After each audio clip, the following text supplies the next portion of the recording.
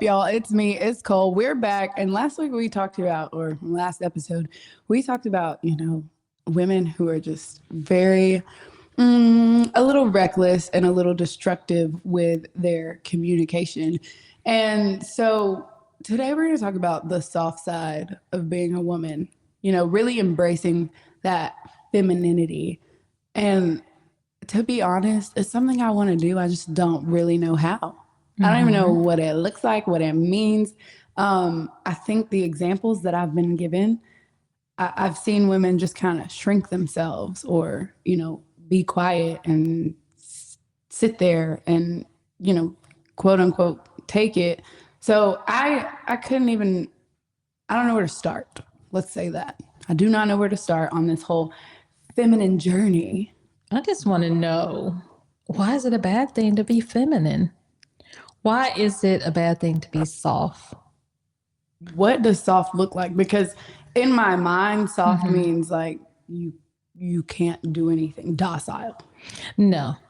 Well, that's not what I think of when I think of embracing my femininity. It means everything that's the essence of being a woman. Like I want to be, I would just want to make my home feel like a home to my husband. I want to maybe even cater to him. It's not that I'm saying that I have to do all of the catering, because I want him to treat me like a lady too, right? Women want to be treated like a lady. I want to be treated special. I want to be like gifted. I want to be taken care of, protected. I want stability and I want security. I want all of those things that are kind of traits of what it is to be a woman. So if I embrace that side, why not also embrace the side that just makes us caretakers, makes us, we want to nurture. We want to do those things too. I don't even know what that looks like. I don't have kids. I don't have a husband. So, we're talking about nurturing to a complete, what used to be a stranger. And now I'm trying to date this man. How much nurturing does he get? I mean, he should be treated like a man. Men tend to like certain things. They want you to make them dinner, These men on TikTok talking about, you ain't about to Alfredo me to death. Like, they don't. You know why they saying Alfredo? Because you getting that can of ragu Alfredo sauce and you Alfredoing him to death. But I think what he may be getting at is he just wants you to cook for him sometime. I mean, and we do, but the knowledge is limited. The resources, How is the knowledge limited in a time where you can go on Facebook and you can basically see a video of how to cook something? You can Google search. You can find out how to make anything you want to make. I think for me, I enjoy cooking. I just never know what I want to cook. So, and I'm not a big eater. So I would need somebody to tell me this is what I would like to eat. A lot of people don't like to do that. In my experience, the men that I've talked to, I'll be like, hey, I'm going to cook. What do you want? Oh, anything's fine. What? I think that might be a way for them to be nice. Like, cook your specialty, Alfredo. Don't Alfredo him to death. Then tell me what you want. Speak your mind. So it's like you made it hard for me to be feminine. If I'm saying, I would like to cook for you, I just need to know what you'd like, and you can't tell me what you like. Am I really able to be feminine in that particular situation? I don't live with you, so there's no house for me to take care of. I'm not the mother of your child, so there is no child for me to take care of. I'm not paying bills, so what can I really do? Do you listen to him?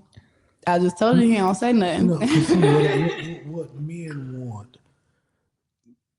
You want us to provide and protect, right? We want you all to be our peace. Yeah, I've been told that. When I come in from work or when I had a rough day, I just want you. I just want that femininity energy to nourish it. I might need to just lay across your lap and you tell me, baby, it's gonna be okay. Or I might be like, I don't need a 5-course meal. I just might need spaghetti that day. You know what I mean? So what I'm saying, are you listening to them? But like we need to listen to you guys because y'all speak. Y'all will tell us certain things subliminally. We need to pick up on that, but we do the same thing too. And so so when I say listen to him, or like, hey, he might be just wants that spaghetti that day. But when last time you cooked these egg rolls, sweetie? Not You know the what I mean? egg You might want a roll. hot dog. Or You might bought me a want- hot dog. or you know what I mean? Because Bacon eggs. Yeah, everybody's not like Cole, because she does do a lot of cooking. she But does. Cole, you were just recently babysitting, and I'm sure you did something nurturing during that visit. When you're babysitting, you typically do. Who did I babysit?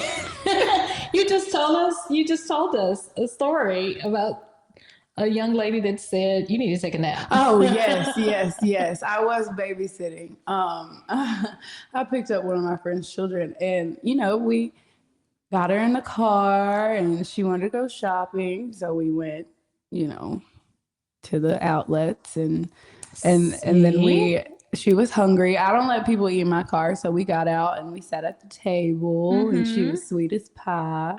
And her mother was like, my child did not sit at the table. And I was like, she sat there, she had a placemat, she poured her food on it like she knew what to do. And she dipped her sauce, and she acted like a normal human being. And she looked me in my face and said, "You need a nap." And I said, "Oop." She said, "You look tired." So yeah, that was fun. I guess it was an opportunity to be nurturing. Sounds very nurturing. It was very simple. So what you're saying is, I handed this guy that I speak to on occasion Sunday. I handed Sunday a bag, and I like to use the bags that that are given to me when I purchase things to give gifts. It's recycling, guys. Maybe it makes me cheap. I don't know. But so I had a Levi bag, and I put a gift in it.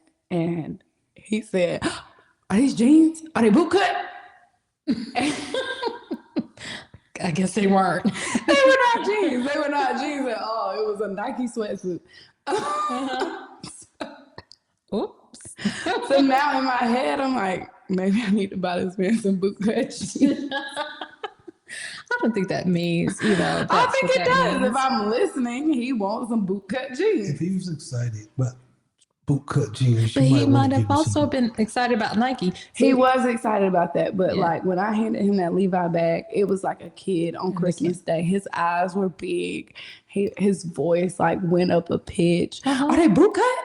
You got me jeans? I was like, oh, I did not. That was just a clue. So he gave you a clue into next time when you're like, oh my God, where should I get this person? You're going to remember those boot cuts. Yeah, Sunday wants boot cut jeans.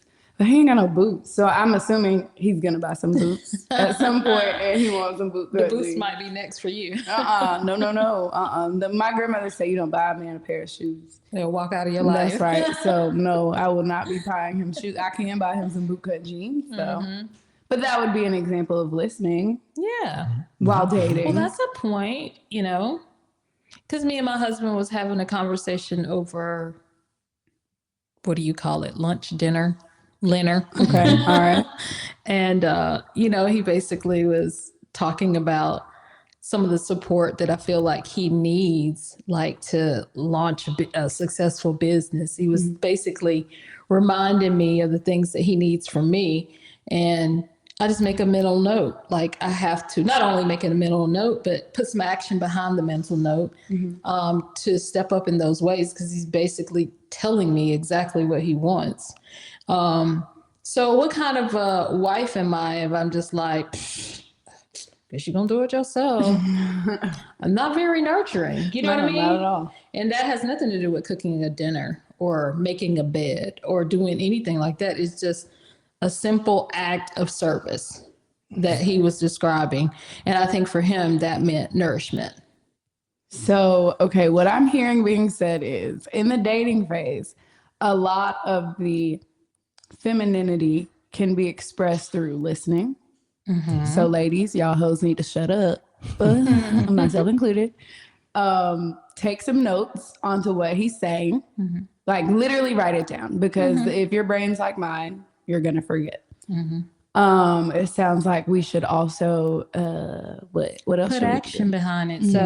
So when you write it down, for me, calendars are everything. So I literally, when I'm at work and I know I'm going to forget something, I'll stick a calendar and I was like, okay, this is going to remind me next week to come back and circle back to this so that I don't forget. So maybe I need to do the same in my personal life. If I can do it for a job, forget how much they pay me for that job. Like, how much more does my husband mean to me? How much more does my marriage and its success and my family mean to me?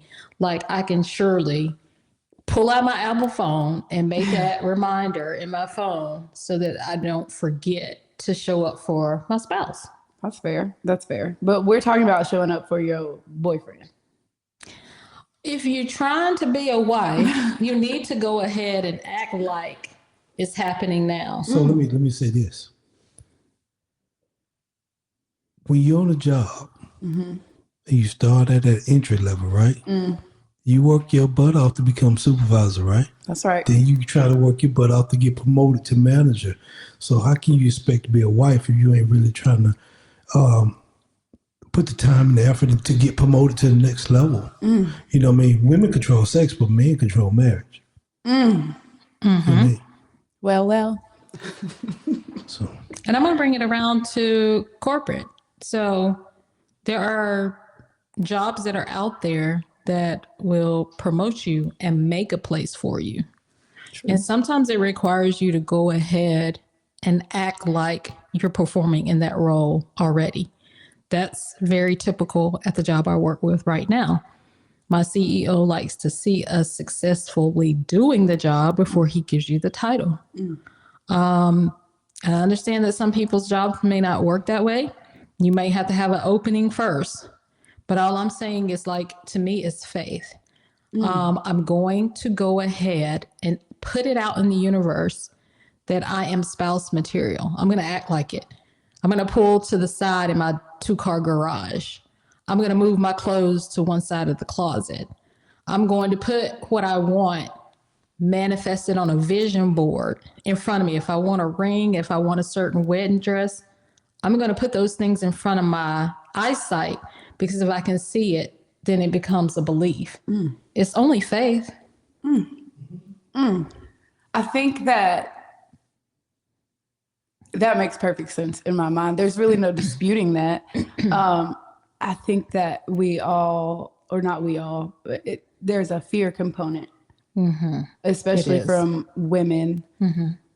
I think biologically, chemically, mentally, we want to be all of those things, but the damage that has been done from previous relationships, now this man is paying for a crime that he didn't commit, and vice versa.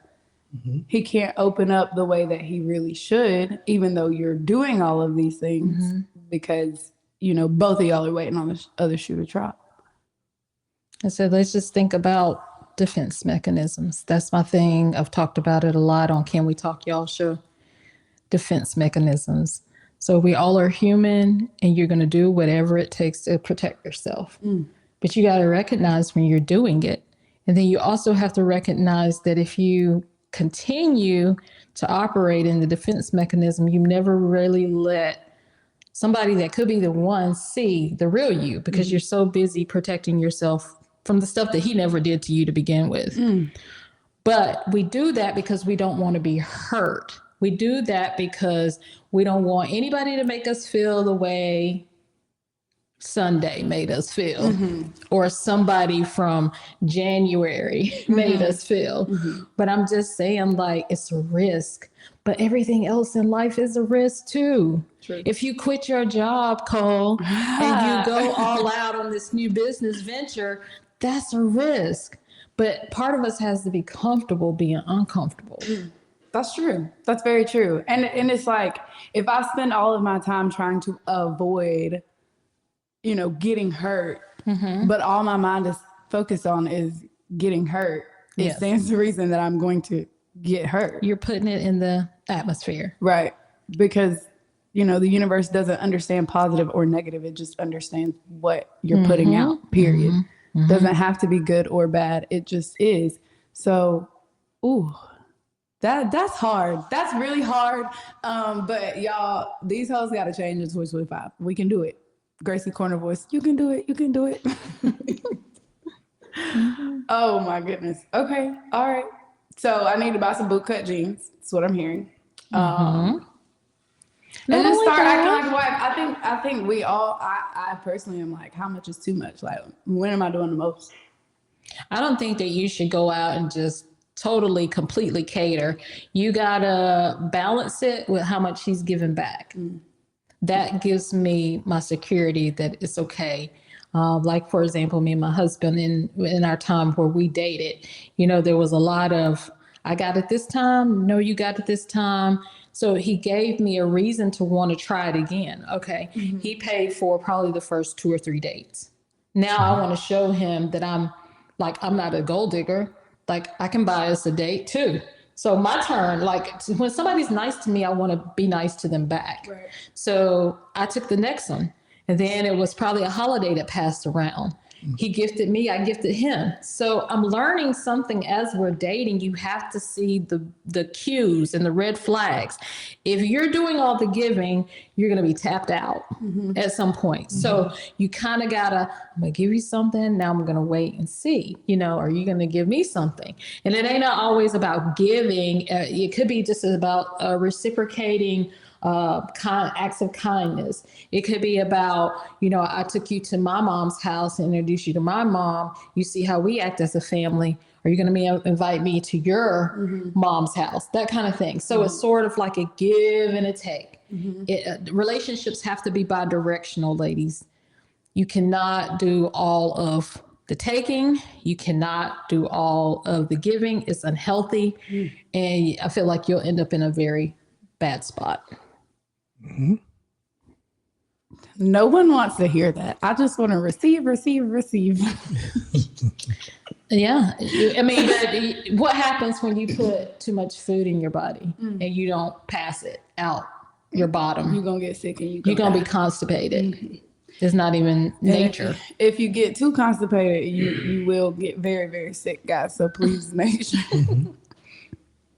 Please make sure you're taking care of yourself in this holiday season. I know y'all have been eating your hearts out, okay? Please make sure that you're passing your food. That's all. Oh, my goodness. Okay, but somebody made the comment about, something about burn the bra. What were we talking about? That's just... Hey, I want to add something a few minutes ago. Everybody want to play on Sunday, right? Like in the NFL, everybody want to play on Sunday. But in order to play on Sunday, you have to play on Saturday. And before you play on Saturday, you had to play on Friday. So there's steps and levels to this thing. You know what I mean? So everybody want the wedding. But you had it's steps to this thing. And even before you had to play on Friday, you had to play on Thursday. You had to play on Thursday, JV. So steps to this That's thing. a good analogy. It is. I have a friend. They said, well, I don't know this person. Everybody that sends me something is my friend in the internet land. So anyway, she was sharing with me that before her and her husband got married, they moved in together into a townhome, and he was in school and she was not. She quit school so that he could stay in school, and she paid all of the bills and helped put him through school. And I was like, you did what? And she was like, yeah, I did. I did all of that for about 2 years, and then we got married. They stay together? Yeah. So, hey, it paid off. About to be 3 kids in. It's sacrifice, but it paid off. Nothing was guaranteed, but it paid off. It's a risk. It's a risk.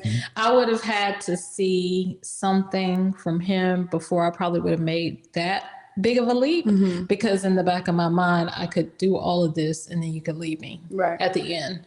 But maybe she did, to her defense. Maybe she saw something, or he had proven to her that he was trustworthy, or he's a giver. Baby, if you can just get me through this period of time, I'm going to do this for you, or whatever. So it sounds like she stays at home. She's a stay-at-home mom. I asked her, I was like, you don't, want to work And she was like, I don't have to work. I put that man through school. I did my time in the workforce. And so this was our compromise on that. And I was like,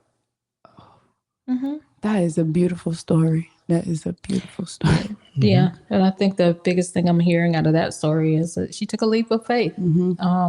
And regardless, you're going to be taking a leap. It's going to be either a leap of faith for the wrong person or a leap of faith for the right person.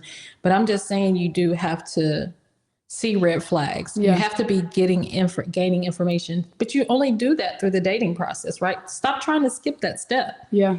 Ladies, you're not going to just meet somebody tomorrow and then he's going to just ride you off into the sunset and you're going to get married and live happily ever after. It doesn't go that way. And I was telling my co-host at another episode long time ago, just because he's Mr. Right now doesn't mean he's going to be Mr. Right in the future.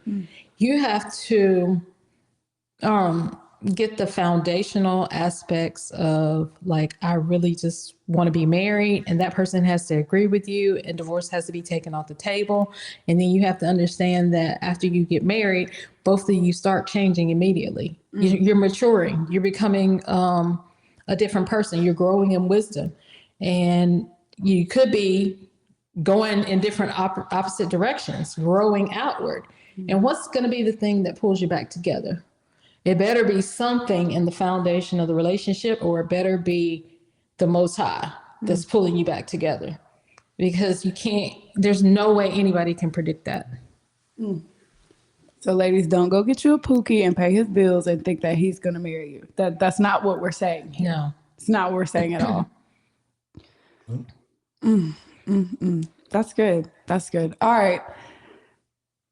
We all have some work to do. It's still 2024. We can pull this off, y'all. We can change a little bit in 2025, because I don't want to keep saying these hoes don't change.